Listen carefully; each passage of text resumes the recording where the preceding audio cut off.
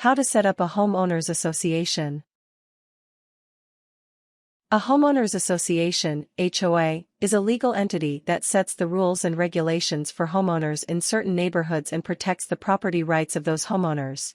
Depending on the HOA, property owners can voluntarily join the association, or some homeowners may be required to join the association if they purchase property that is already associated with a mandatory HOA. When starting an HOA in your neighborhood, gauge whether your neighbors are interested in creating an HOA, how much people are willing to pay in dues, and what services and regulations are the most important to potential members. Part 1: Generating interest in a homeowners association. 1. Gather a core group of people to start the HOA. When choosing a group to form the association, it may be best to start with a smaller number of people who will be responsible for actually setting up the legal entity and talking with neighbors about the benefits of forming and joining an HOA.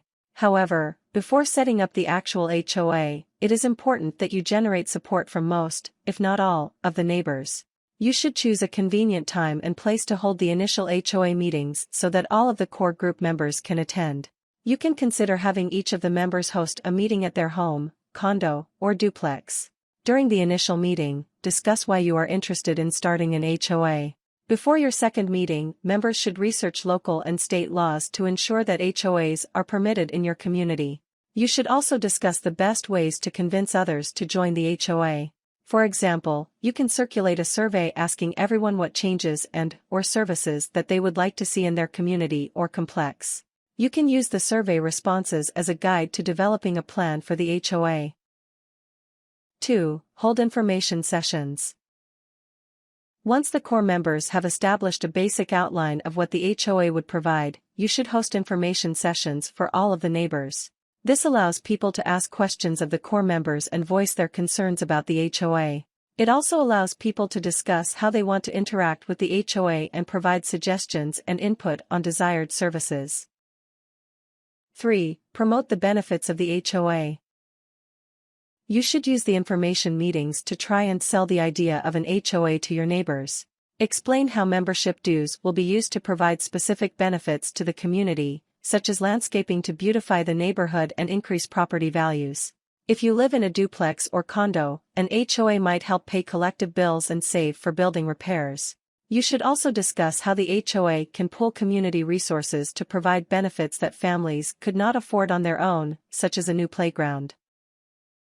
4. Offer different fee arrangements to allow for more involvement. Consider preparing different tiers of HOA dues. For example, if everyone in the neighborhood or complex wants to build a pool for community use, plan out how much money that would take and the cost to each member. You should also provide lower cost options and specifically detail what services the HOA would provide. 5. Consider making the HOA voluntary. When starting a new HOA, you will most likely need to make the organization voluntary, at least in the beginning. By making the organization voluntary, families will not feel trapped by the organization and may be more likely to join. As the HOA demonstrates its benefits to the community or complex, more homeowners, condo owners, and duplex owners may be willing to join and participate. A mandatory association requires all homeowners, condo owners, and duplex owners in a certain community to join the HOA. HOA membership would actually be linked to the sale of one's home, condo, or duplex. Part 2: Determining rules and regulations for the association. 1. Decide what services to provide to members. After you have a majority of property owners in your neighborhood willing to participate in an HOA, you should determine what services the HOA will provide to its members. You may have already compiled a list of desired services during your informational sessions. When deciding which services you want to offer, you can consider the following: high-speed internet, satellite TV, garbage pickup, snow removal, landscaping. 2. Consider what restrictions to include. As a way to maintain property values and create a consistent and pleasing appearance of the area, HOAs often place restrictions on what can be done on the outside of owners' properties. For example, an HOA may restrict owners from painting their house certain colors, such as hot pink. Some potential restrictions could include the following: Requirements to mow the lawn every week in the fall and spring and every other week in the summer. Limits on what color owners can paint the exterior of their home. Requirements as to where visitors can park. Required maintenance for backyards. Limitations on decorations.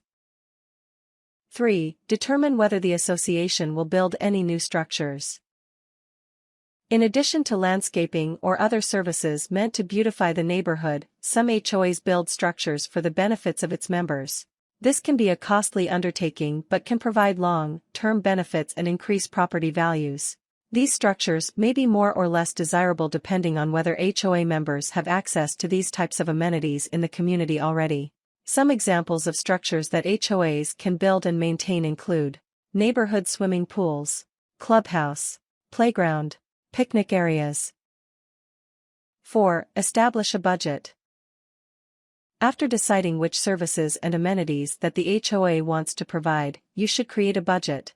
Those who are helping to set up the HOA must determine the necessary expenses and costs of operating the HOA, as well as some reserve funds to guard against any unforeseen costs. Once a yearly budget is determined, you can then divide that amount by the number of homeowners participating in the HOA and then divide the total by 12 in order to calculate the monthly dues amount for each participant. Once you have calculated the monthly amount, you should hold a meeting to discuss the budget plan. Some members may think the amount is too high and you can decide what services to drop in order to reduce the overall monthly dues.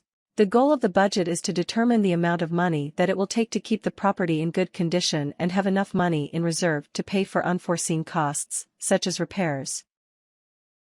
5. Set forth a fees and collection schedule. Once the pledged HOA members agree to the monthly fee amount, you should determine a timetable that sets forth when fees are due, how they should be paid, and the consequences for late payments.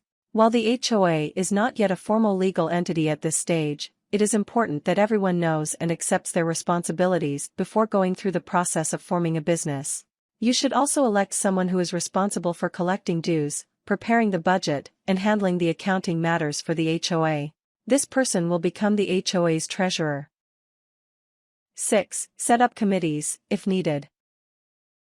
When deciding to form an HOA and even after the HOA is up and running, it is important to involve as many people as possible in sharing the burden of running the HOA.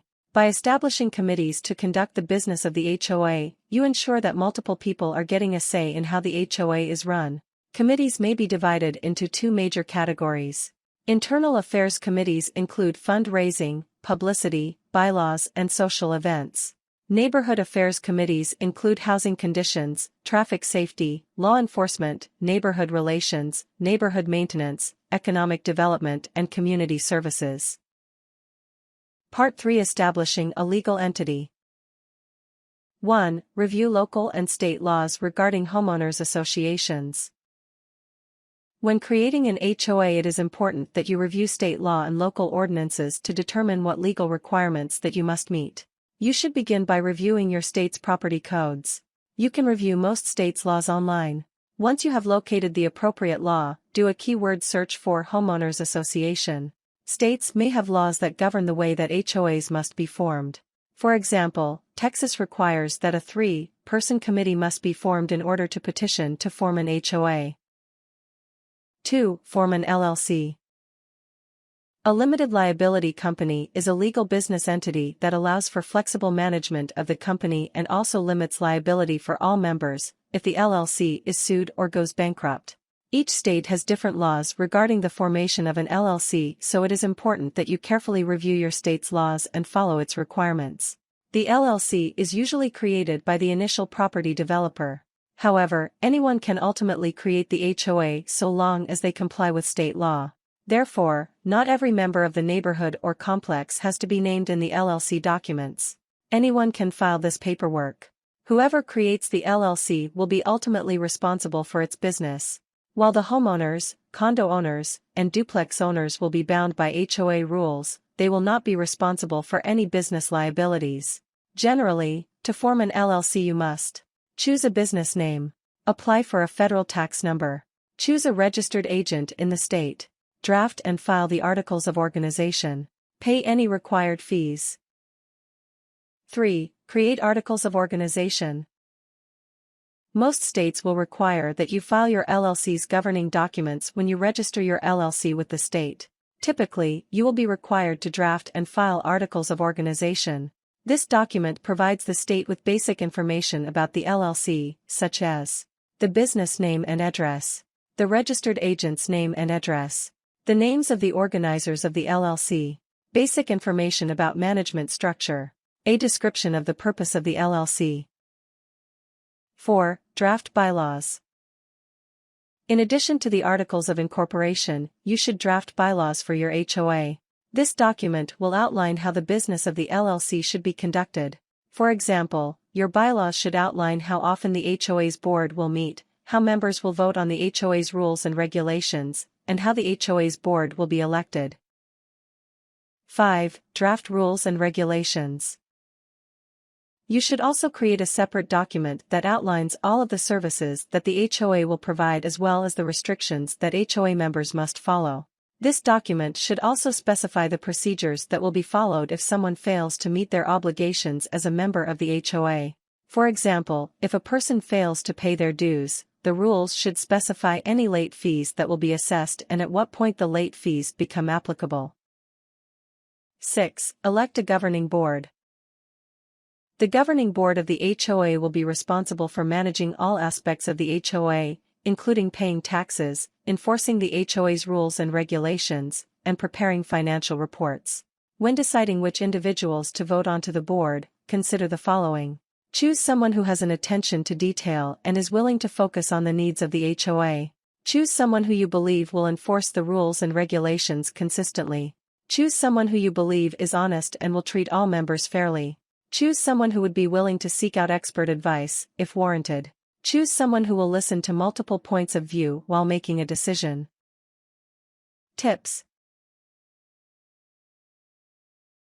Unless members of your HOA are real estate experts or have experience forming an HOA, you should consider hiring an attorney.